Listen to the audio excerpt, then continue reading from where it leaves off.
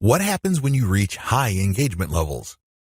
A lot of people who are getting on Twitter measure their success based on three things. One, according to one school, you measure your success based on how much raw traffic you can pull from Twitter. Ultimately, this is the right answer because, at the end of the day, you need traffic to get conversions. There's no way around this fact. You can talk a big game about branding. You can talk a good game about becoming an authority. This is all well and good, but until and unless they translate to real traffic, you're not going to make money. You have to get real visitors to make money on the internet. But using this metric as your sole metric is going to be a problem. Why? Normally, you have to build a very high level of engagement and high level of authority for you to get a sizable volume of direct traffic from Twitter. The good news is that the traffic that you do tend to get would be qualified traffic. These are people who are not curiosity seekers. These are people who have nothing else better to do than to click random links. These are usually people who are interested in whatever it is you are saying, and by extension, whatever it is you are promoting. Another way to measure success on Twitter is the number of retweets you get. Again, this is good because it ultimately leads to traffic. However, in itself, it doesn't really lead to much. The same applies to people clicking the heart button that they like your stuff. They favorite your stuff. That is all good. It definitely is a great boost to the ego. But until it translates to traffic, it's really not worth much. Here's my answer. The obvious answer, of course, is traffic. But before we get to traffic, focus on engagement level. Try to get your engagement levels up. This means people are paying attention. This means people view you as an actual credible and authoritative expert. This means influence. If you have high engagement levels, a lot of things open up for you. These are tremendous opportunities that can take your business to the next level. First, you can pitch influential Twitter accounts for guest posts. If you get a lot of engagement from their accounts and then they're constantly retweeting you and constantly clicking the heart icon, and it means that they become your fans, this is an indication that there is an actual organic community that grew up around your content. This is a good thing, but just by itself, it doesn't really mean much. You have to convert it. You have to transform it into a usable form in one of the most useful forms of this. Usual payouts of this level of influence with influencers are to pitch them for guest posts. Now, of course, this means that they have to have a blog that's credible and has great SEO value in their niche. But assuming that's true, pitch them for guest posts. Don't be shy. It doesn't hurt to ask if they say no the first time. Continue to engage with them. Be a buddy. Challenge them. Test them. Earn their respect some more, and then pitch them again. Keep pitching until you get that guest post. Because sometimes you have to knock many times before the door opens. That's just the way things are. Keep pitching because for every single guest post you get, you may get a nice boost in Google search results. You probably don't need me to explain to you why that's a good thing. Ask for interviews.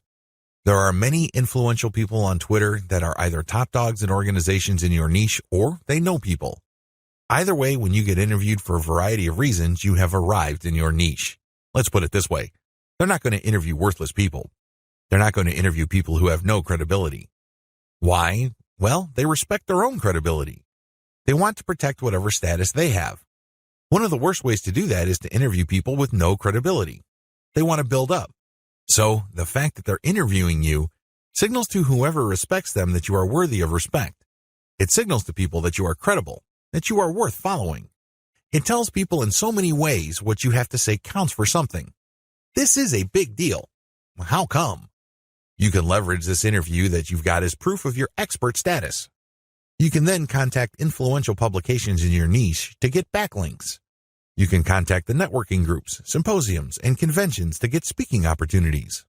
You can always point to the fact that you got interviewed by these highly credible places. Another advantage you can get when you put in the time to manually engage with truly influential people involves blogging roundtables. Blogging roundtables are basically group interviews. The person holding the roundtable would come up with a general topic. For example, they're talking about general SEO trends in 2018, and then hit up a large number of people for their interviews, knowing full well only a small fraction would respond. If you get invited to turn in your feedback, you get a nice link. Imagine if the Blogger Roundtable was being held on the premier website in your niche. Again, it doesn't take a genius to figure out the dynamite SEO potential of this opportunity. Build a high-influence retweet circle. This final benefit escapes a lot of marketers. In fact, even Twitter marketers may be completely blind to this. This is one of the biggest benefits of manual engagement with influential people on Twitter can ever deliver. When you get these people to think that you are credible and that you are an expert in your own right. Eventually, you can count on some of them to automatically retweet your stuff. This is a big deal. Well, when you share your own content, or better yet, when you share your squeeze page direct link, you want truly interested people to click through.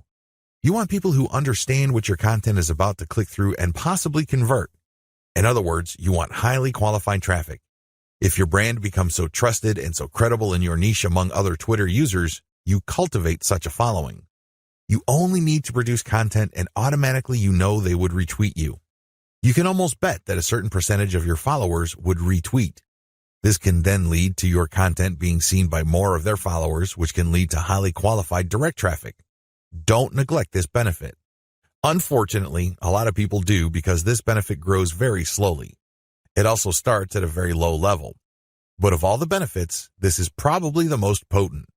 Unfortunately, it also takes the most time, effort, and attention to detail. However, if you properly cultivate this, the direct traffic benefits and conversions you would get from being a part of a retweet circle will outweigh and will pay for all your costs. You can take this to the bank. Follow and engage. So, what do you do when you find a niche-specific and truly authoritative account on Twitter? First of all, they have to meet all the criteria listed in video 5. Assuming they pass with flying colors, you follow them. Don't stop there. This is just the beginning. Once you follow them, you engage. Now, a lot of people have all sorts of misconceptions regarding what engagement means. Some people think that if they just click the heart button that they are engaging. They think that if they retweet that they are engaging. No, it goes beyond that. You actually have to engage in a one-to-one conversation with the person tweeting. You click the reply button. I'm not talking about the direct message button. I'm talking about the reply button. Here's where it gets a little tricky. You can't just use a stock answer like, hey, good post, or you're a genius. I admire you. I love you. No, that doesn't work. Those are worthless. Why? And true authorities get those all the time. They're credible. They know what they're talking about. So they get a lot of, hey, good post. You're a smart guy. You're a genius. So what? They get those all the time. You're not going to stand out. Remember, the whole point of engagement is to get on their radar. You want them to notice you. This is all but impossible if you're doing the exact same thing everybody else is doing. Everybody thinks that they're a genius already. Yet another guy piping up and saying the same thing is not going to register. How do you truly engage? Here's what I do. I ask questions. I know that sounds basic, right? But you have to ask the right question. You have to ask a question that indicates to the person loud and clear that you've read their post. Maybe you click through the link that they shared. Maybe you analyze their tweet. Whatever the case may be, your question must communicate this. Your question must get them to think or analyze or look at things with a new perspective. When you do that, you get respect. Why? You're pushing them. You're challenging them. You're not just asking a throwaway question that they already know the answer to. You're not asking something that they've answered 100 times before. You're basically letting them earn a chance to prove why people think they're experts. Most mature adults respect this. They're not scared by this. They're not threatened by this in any way. Even if you do come across somebody who has a thin skin or views this as an attack, you still gain authority and credibility because other experts are following that person. When they see that engagement, they quickly see that you actually have a working brain. Imagine that. You're not just a blind follower. You're not just another face in the crowd. This makes you stand out, even if the expert that you are asking questions to reacts in a negative way. It's on them. It's not on you because you're just asking a question. Of course, you have to ask in a respectful way. You cannot use loaded questions like, when did you stop beating your wife? Or how was it the first time you got hooked on drugs? You see where I'm coming from? Don't ask those types of questions. Discuss controversial points. Another way to get on people's radars is to focus on controversy. Now, please, don't mistake this for being a troll. I'm not saying that you're going to create artificial controversies. I'm not talking about stoking divisive issues. I'm not talking about any of that. You see, in any kind of subject, there will always be two sides. This applies to niche subjects as well. There's always the conventional wisdom, and then there is everything else. What if there are techniques or approaches or strategies that would get better results? For some reason or other, these are just not talked about. For some reason or other, these are kept under the rug. When you discuss these or raise these with experts, this highlights that you, yourself, are an expert. After all, if you fully explain these or fully describe these accurately, you are basically lecturing in an underhanded way people who are reading your tweets. You're letting them know of something that they may not have heard about. You are hinting at a body of knowledge that either they're trying to run away from or they may have an unclear understanding of. The fact that you tease this information communicates to them in a clear way that you are some sort of expert. Let's put it this way. You stand out from the crowd, and you're not just this random person saying, "Hey, good post," or "You're a genius," or "What do you think about this topic," which has been raised millions of times before. Whatever you do, focus on real engagement. This is the bottom line. Real engagement means real person-to-person contact. This means picking somebody's brain. This means sharing information on a real profound personal level. This may not be always comfortable. It definitely is not always convenient, but it's absolutely necessary. You have to reach out. You have to engage. You have to communicate. You have to get the point across. This doesn't mean that you have to always be 100% in agreement. However, it means that you do have to always be 100% respectful. I know this is hard to do if the person you are engaging would feel threatened or get soft on you in the worst way. It's very tempting to fight back. It's very tempting to push back. Fight fire with fire, right? Well, here's the thing. If they act in a very unprofessional way and you keep your cool, who wins? Your brand wins. People start seeing you as an authority. People start seeing you as an alternative. This is how you get on the radar. Either things work smoothly and they agree with you and will love to help you, or things don't work out. When things don't work out, you can still win. How? Through your professionalism. You just have to control your emotions. Twitter is notorious for flame wars, troll attacks, and all sorts of hassles. But if you're able to keep your head together and focus on what you're trying to accomplish, things will work out for the best. How to find the right niche influence leaders on Twitter. At this point, it should be fairly clear that you need to follow the right people on Twitter. Otherwise, the tips I've shared with you will not work. If you're just going to follow random people on Twitter, you don't know who you're influencing. In fact, you don't even know if you're influencing them at all. You have to understand that on Twitter, some people generally follow a general rule. If you follow me, I follow you. Nowhere in this does it say they're actually interested in what you have to say. That's a big problem. If you attract the wrong following, you're not going to get many results from Twitter marketing. In fact, the results you get would be the same as if you did not do Twitter marketing at all. That's a waste of time. You need to find real people. You also need to find real influential people. This isn't bad enough. You need to find real influential people in your niche. How do you do this? Here's my step-by-step guide. Pay attention to their biography. Look at their bio. Is it on point? Does it indicate the persona of a person who is truly interested in your niche? This is crucial.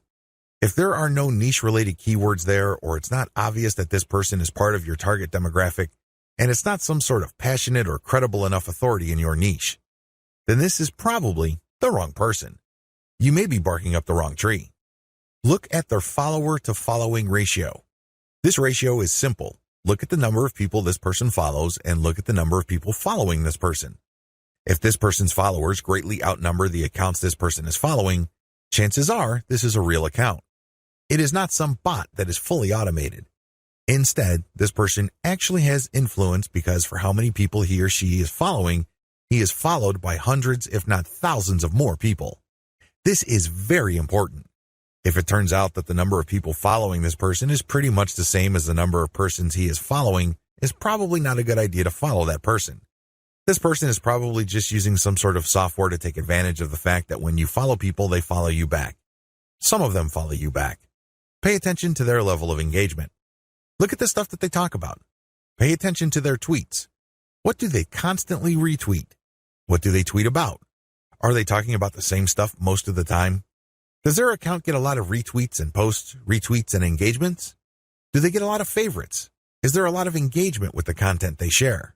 Even if this person is totally focused on your niche, but it turns out that their tweets don't get much engagement, they may not be all that influential. Becoming credible with them and getting access to their market may not work out for you. Their audience may not work out for you because they're not really authorities. Pay attention to the specificity of their posts. Look at their posts. Here's a rule of thumb. If 80% or more of their posts have something to do with your niche, follow them. Follow them if all the other points I raised above apply.